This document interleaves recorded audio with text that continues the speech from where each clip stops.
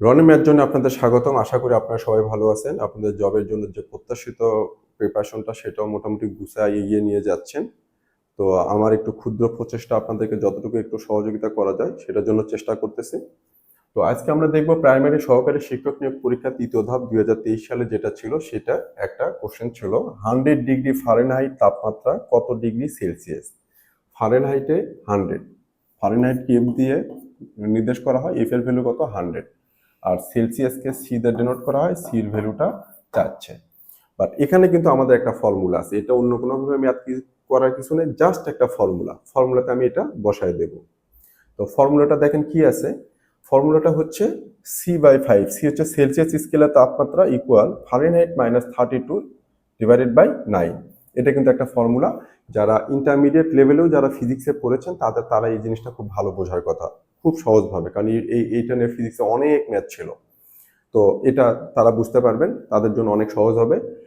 আর যারা অন্য জায়গায় আছে, যারা ফিজিক্স ছিল না কিংবা আর্টস কমার্সের ছিলেন, তারা যে বলবেন যে আমাদের ছিল না আমরা পারবো না, বিষয়টা এমন না। এটা শুধু মনে রাখেন যে সেলসিয়াস ফারেনহাইট, আমরা কিন্তু কথায় কথায় একটা কথা বলি যে জ্বর আসছে, জ্বর কত 103 ডিগ্রি, 104 ডিগ্রি কি, 104 ডিগ্রি কি সেলসিয়াস, ফারেনহাইট না ক্যালভিন? এটা কিন্তু আমরা বলি না, আমরা শুধু সবসময় বলি জ্বর আসছে কত, জ্বর অনেক বেশি 104 ডিগ্রি, কিন্তু এই 104 ডিগ্রি কিন্তু ফারেনহাইট। আর আমরা যে টেম্পারেচার শিখি বা তাপমাত্রা শিখি আমাদের দৈনন্দিন জীবনে যে হিসাবটা করি সেটা কিন্তু আমরা সেলসিয়াসে করি। পানি ফোটে কত ডিগ্রিতে ফোটে, 100 ডিগ্রি কি, 100 ডিগ্রি সেলসিয়াস। পানি গলে 0 ডিগ্রিতে, 0 ডিগ্রি কি, ফারেনহাইট না সেলসিয়াস। সো এই জিনিসটা খুব সুন্দর করে মাথায় রাখবেন। আমাদের যখন জ্বর আসে বা আমরা যে থার্মোমিটার যে শরীরের তাপমাত্রা মাপি, জ্বর কত ডিগ্রি হলে 102 ডিগ্রি, 103 ডিগ্রি, সেটা কিন্তু ফারেনহাইটে। কারণ এটা যদি সেলসিয়াসে হয় তাহলে 100 ডিগ্রিতে পানি ফোটে, তাহলে আমাদের 100 ডিগ্রি হলে কি হবে, মাংস খুঁজে পাওয়া যাবে না। বিষয়টা এইরকম। যাই হোক, তো এটা হচ্ছে ফারেনহাইট। তো এখন আমার এখানে ফারেনহাইটের ভ্যালু দেয়া আছে এত ডিগ্রি ফারেনহাইট, তাহলে আমি এফ এর ভ্যালু 100 ডিগ্রি বসায় দেবো, এখানে অঙ্ক শেষ। অথবা এই সূত্রতেই যদি বলে সেলসিয়াসে এত, ফারেনহাইটে কত, আমি সির ভ্যালুটা ওটা বসায় দেবো। তাহলে সি হচ্ছে এখানে সেলসিয়াস, এই সিটা হচ্ছে সেলসিয়াস, আর এই এফটা হলো কি, এটা ফারেনহাইট, এফটা হচ্ছে ফারেনহাইট। এটা শুধু মনে রাখবেন। আর এটা হচ্ছে ফর্মুলা C/5 ইকুয়াল F-32/9। এটা কেন ফিজিক্সের, ইন্টারমিডিয়েট ফিজিক্সের রিলেটেড হওয়ার পরও কেন আপনাদের দেয়া আছে, এটার কারণটাই হলো আমাদের দৈনন্দিন জীবনে আমাদের তাপমাত্রা রিলেটেড অনেক কিছু থাকে, এই যেমন শরীরের তাপমাত্রার কথা বললাম, এইরকম। তাহলে এখন বিষয়টা দেখি আমরা, এখানে আমরা এফ এর ভ্যালু কত বসাবো, আমরা 100, C/5 ইকুয়ালস 100 মাইনাস কত 32, নিচে কত 9। তাহলে সি সমান হচ্ছে এই 100 মাইনাস 32 করলে কত আসে, 68। হ্যাঁ 68। এই 5টা কি হবে, এর সাথে যা গুণ হবে এর সাথে, তাহলে 68-র সাথে কত গুণ হবে, 5, ভাগ ছিল গুণ হলো, নিচে 9 আছে 9ই থাকবে, এইরকম। এখন আমরা কি করব, এটাকে গুণ করে এটা দিয়ে কি করব, ভাগ করব। তাহলে দেখেন 5 কত 40, 40 শূন্য, হাতে থাকে 4, 5 6 30, আর ওই যে হাতে 4, তাহলে 5 30 আর 4 কত 34, নিচে কত আসলো 9, তাহলে 340/9। এখন এটা দিয়ে আমি 340কে ভাগ করব, সেই ভাগটা আমি এখানেও করতে পারি, সব সময় যে এখানেই করতে হবে এমন কোনো কথা না। 9 দিয়ে 34কে ভাগ করব, 3 9 কত 27, 3 দিয়ে কাটলে কত আসতেছে 27, 27-এর পরে কত থাকবে হাতে, 3 আর 4 7, 7-এর পরে কত 0 70, 7 9 কত 63, থাকবে কত 7, 7 10 আবার কত শূন্য নিলে 70, আবার 7 9 63, আবার 7 0, এইভাবে 7 7 করে যেতে থাকবে। তখন আমরা এটাকে কি লিখতে পারি, 3 7 দশমিক, এই 7টা লিখলাম, এই 7-এর পরে এই 7 যে লিখবো, সেই 7কে কত লিখবো, আমি 8 লিখবো, কারণ এই 7-এর পরে একটা 7 আছে, এটা যদি 5 বা 5-এর বড় হয় তখন এই সংখ্যাটা কি এক ঘর বাইরে লিখতে পারি, 7-এর জায়গায় কত লিখবো 8। তো 37.78, এটা হবে আনসার, 37.78। এখানে খুব সুন্দর করে একটা জিনিস দেখেন, এখানে কিন্তু একটা জিনিস আছে, এখানে 37.87 দেয়া আছে, 37.87, একদম কাছাকাছি উত্তর, এটা একটু খেয়াল করবেন। তো এটা কিন্তু আবার আনসার দিয়েন না, তাহলে আমরা এইভাবে ভাগ করে খুব সুন্দর করে 37.78 দেব।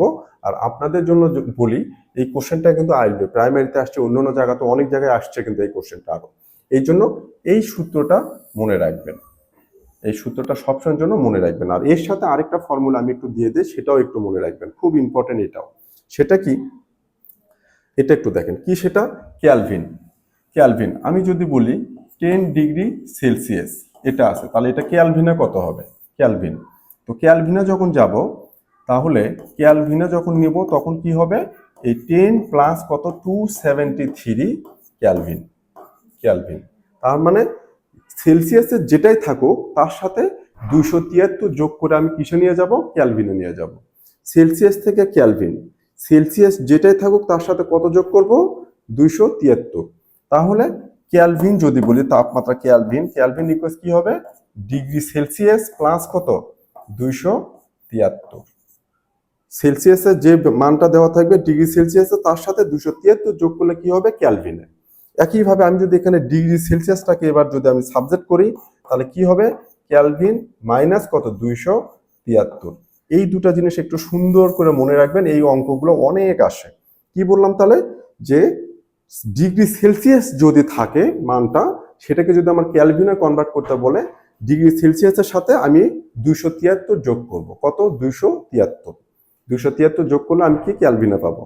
আবার যদি ক্যালভিনে থাকে ডিগ্রি সেলসিয়াসে চাচ্ছে, তাহলে ক্যালভিন থেকে কি করব, 273 বিয়োগ করব, ক্যালভিনের যে মানটা দেওয়া থাকবে সেটা বিয়োগ করলে কি পাবো, সেলসিয়াসে পাবো। তার মানে সহজ ফর্মুলাটা হলো ক্যালভিন সমান কি ডিগ্রি সেলসিয়াস প্লাস কত 273। এটা একটা মনে রাখলেই হবে, কারণ এখানে যদি ক্যালভিনের মান দেওয়া থাকে আমি এটা মাইনাস করলে ডিগ্রি সেলসিয়াস পাবো, আর যদি ডিগ্রি সেলসিয়াস দেওয়া থাকে এখানে বসে দিয়ে আমি ক্যালভিনের মান পাবো।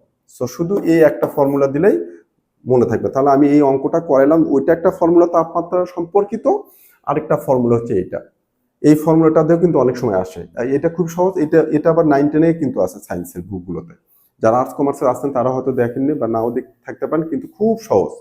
ক্যালভিন সমান ডিগ্রি সেলসিয়াস প্লাস এটা। এখন যদি এই কোশ্চেন আমাকে বলে যে 10 ডিগ্রি সেলসিয়াস ইকুয়াল কত ক্যালভিন, কত ক্যালভিন, ক্যালভিনে কত, কি হবে, 10 এর সাথে যোগ করব কত 273, কত হবে 283।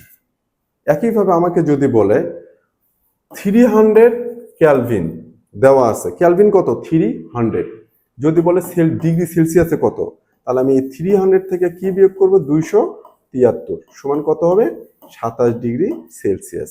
তাহলে এখানে আমি একটা জিনিস দেখা দিলাম, ওইটার সাথে আমি বারবার বলছি যে আমার প্রত্যেকটা ক্লাসে এমন থাকবে, যে অঙ্কটা আছে ওই অঙ্কটা সমাধান করাই শেষ না, ওই অঙ্কটা শেষ করবো এবং ডিটেলস করিয়ে দেবো, বেসিকটা ওখান থেকে গ্রো হবে, ওই প্যাটার্নটা ওখানেই শিখে যাবেন, ওই রিলেটেড কোনো ম্যাথ দিলে ওখান থেকেই পারবেন। পাশাপাশি ওইটা আরো কি কিভাবে হইতে পারে সেটাও একটু ডিসকাস করার চেষ্টা করি আমি, এবং করব সেটা।